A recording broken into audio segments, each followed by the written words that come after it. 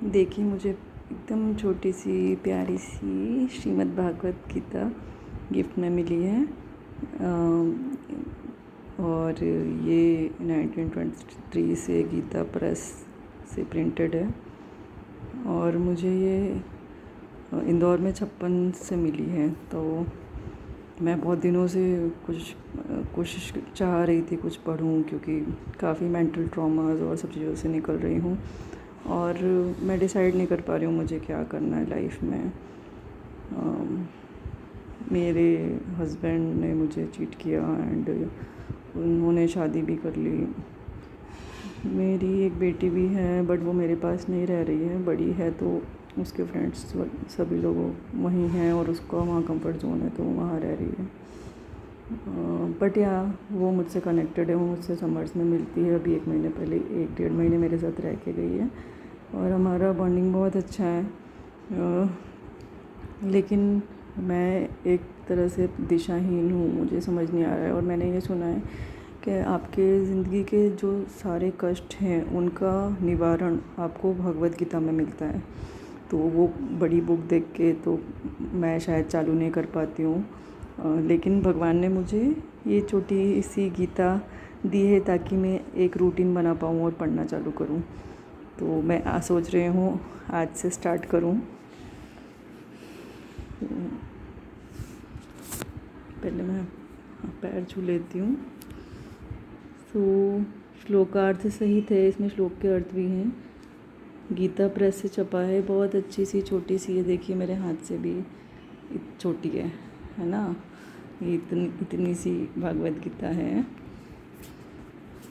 ये मुझे अग्रवाल स्वीट 56 दुकान, बहुत अच्छे एक अंकल थे जिन्होंने दिए। मैं वहाँ मिठाई लेने गई थी, जिसमें आप ये सेंटेंस पढ़ सकते हैं, कर्म ही जीवन है। ये आपकी पूरी लाइफ का सार है। आपके कर्म और आपका इंटेंट, मतलब आपका जो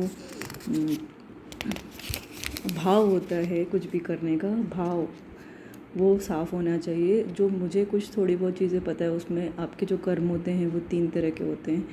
एक जो आप दिमाग में सोच लेते हो, लाइक मैंने अगर किसी के लिए सिर्फ सोच भी लिया कि उसका गलत करना है तो मेरा कर्म हो गया गलत, है ना। पर अगर मैंने दिमाग में मन में ये सोचा कि अरे मुझे उसके लिए कुछ करना है, तो फर्स्ट कर्म आपका वहीं बन जाता है। फिर आप उसके लिए वो कर्म करते हो, अगर सामने से आप वो कर्म कर रहे हो तो वो दूसरे तरह का कर्म हो जाता है। और तीसरा कर्म होता है बोल देना। वैसे बोल देना सेकंड में आएगा, मतलब आपने सोचा एक कर्म हो गया। दूसरा आपने बोल दिया, किसी को बातों बातों में ऐसा बोला कि अरे मुझे उसके साथ गलत करना है या बदला लेना है, या जो भी आपने जो दिमाग में गलत सोचा वो गलत बोल भी दिया। और गलत बोलना भी गलत कर्म में आ जाएगा, फिर करना तो फिर गलत कर्म है ही। तो मतलब ये 3 तरह के कर्म हैं जिन पे आपको पूरा जीवन आजीवन ध्यान रखना है कि आप अपने कर्म सही करिए। आपके भगवान आपके अंदर ही हैं। वो आपको, आपकी जर्नी, आपके कर्म, आपका सोच सभी अंदर से ही देखते रहते हैं। मीन्स आपको खुद ही पता है कि आप गलत कर रहे हैं, सही कर रहे हैं। और उसका परिणाम आपको अपने आप जो आपकी एनर्जी प्रोड्यूस होती है, जो आप अपने आप में समझ जाते हैं कि ये गलत है, तो वो धीरे धीरे आपको गलत मिलता भी है आगे जाके। इस जन्म में नहीं, अगले जन्म में। कई चीज़ें इस जन्म में ही आपको भुगतना पड़ती हैं। मेरा जो डिवोर्स हुआ या कुछ हुआ, हो सकता है मेरा पिछले जन्म का कुछ हो, लेकिन मैं चाहती हूँ कि मैं अब अपने कर्म अच्छे रखूँ। मेरी भावना कभी भी किसी के लिए गलत नहीं होती है। मुझे कोई ज़रूरतमंद दिख जाता है, मैं बहुत दिल से उसके लिए जितना हो सकता है उतना करती हूँ। भगवान की कृपा है कि भगवान ने मुझे इतनी ऐसी परिस्थिति में भी बहुत ज़्यादा हिम्मत दे के रखी है। मेरे मम्मी पापा मेरे साथ हैं, मेरे भाई मेरे साथ हैं, मेरी नानी मेरे साथ हैं। मैं मेरे पेरेंट्स के पास रहती हूँ, अभी रह रही हूँ। तो हाँ, शादी का थोड़ा सा प्रेशर रहता है कि सेकंड मैरिज करूँ। मैंने ट्राई भी किया पर मुझसे नहीं हो पा रहा है। मतलब मैं थोड़ी शाय हूँ, मेरे लिए डिफ़िकल्ट है कि मैं किसी और फैमिली में जाके और उनकी सभी चीज़ें फिर से उनके लिए करूँ, टॉलरेट करूँ। और आप लोग सभी को पता है कि इंडियन सोसाइटी में बहुओं की क्या स्थिति होती है। चलिए छोड़ते हैं, अब हम आगे। मैं चाह रही हूँ मैं आज ये चालू कर दूँ, और थोड़ा सा मैं आप लोगों का भी साथ चाह रही हूँ कि आप लोग भी मेरे साथ आइए, जुड़िए। तो ये 1602 में बनी है, मतलब भागवत गीता चालू हुई है। श्री परमात्मने नमः।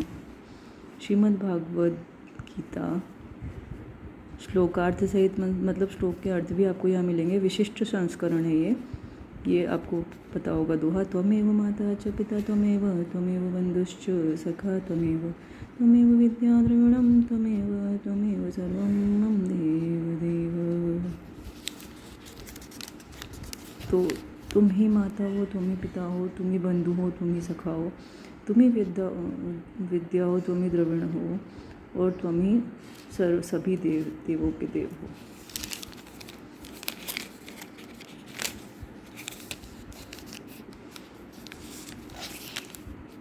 श्री गीता जी की महिमा। वास्तव में श्रीमद् भागवत गीता महात्म्य वाणी द्वारा वर्णन करने के लिए किसी की भी सामर्थ्य नहीं है, क्योंकि यह एक परम रहस्यमय ग्रंथ है। इसमें संपूर्ण वेदों का सार संग्रह किया गया है। और इसकी संस्कृति इतनी सुंदर और सरल है कि थोड़ा अभ्यास करने से मनुष्य उसको सहज ही समझ सकता है, परंतु इसका आशय इतना गंभीर है कि आजीवन निरंतर अभ्यास करते रहने पर भी उसका अंत नहीं आता।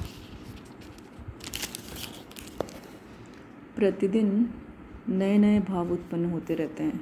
इससे यह सदैव नवीन बना रहता है एवं एकाग्रचित्त होकर श्रद्धा भक्ति सहित विचार करने से इसके पद पद में परम रहस्य भरा हुआ प्रत्यक्ष प्रतीत होता है। भगवान के गुण, प्रभाव और मर्म का वर्णन जिस प्रकार इस गीता शास्त्र में किया गया है, वैसा अन्य ग्रंथों में मिलना कठिन है, क्योंकि प्रायः ग्रंथों में कुछ न कुछ सांसारिक विषय मिला रहता है। भगवान ने श्रीमद् भागवत गीता रूप एक ऐसे अनुपमय शास्त्र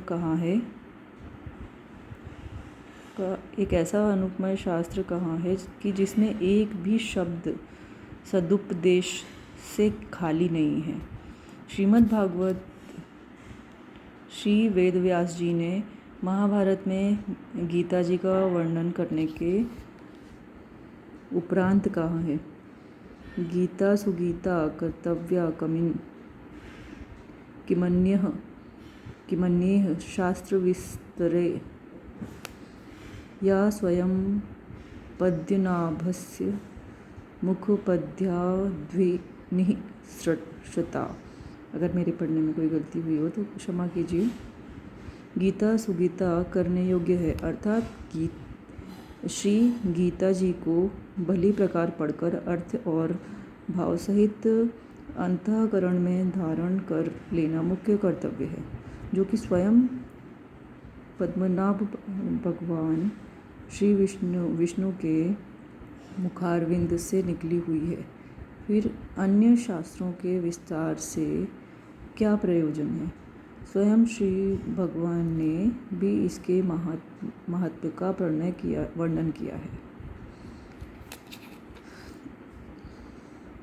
इस गीता शास्त्र में मनुष्य मात्र का अधिकार है, चाहे वह किसी भी वर्ण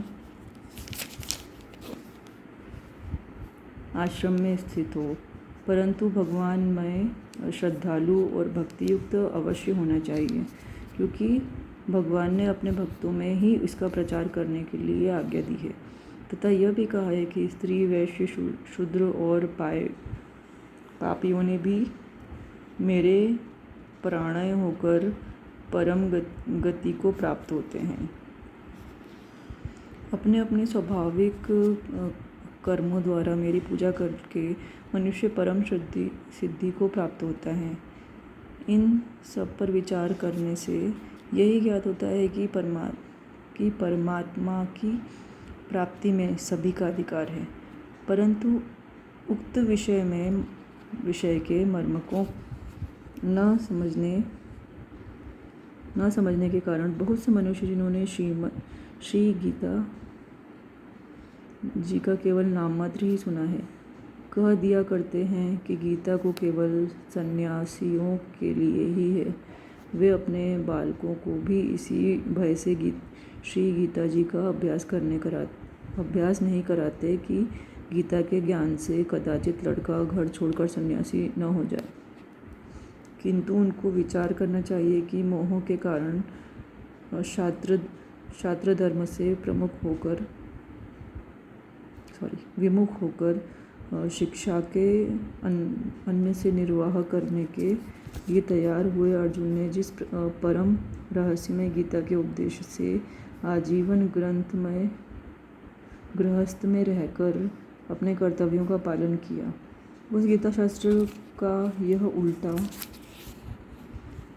परिणाम किस प्रकार हो सकता है।